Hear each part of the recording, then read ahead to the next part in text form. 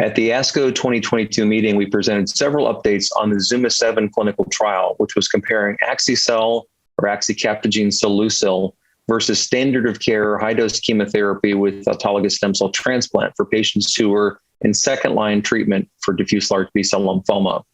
The update we provided at ASCO was looking at the patients who were over age 65, a group that's often difficult to treat because the toxic chemotherapy, which has been the standard, is increasingly toxic the older you are and the more comorbidities you have.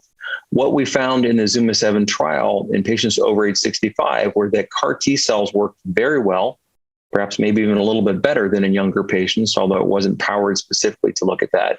But chemotherapy, as expected, was very toxic and hard to tolerate.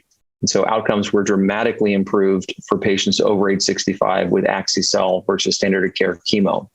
We also identified that on looking at patient-reported outcomes, that quality of life for patients treated with axi-cel took an initial drop, but then rebounded rapidly and actually was a little bit better than baseline within 100 or 150 days after treatment.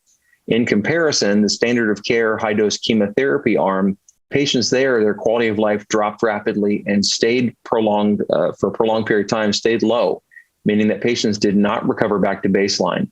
So not only was the axi-cel treatment more effective, it was also better tolerated with an improved quality of life.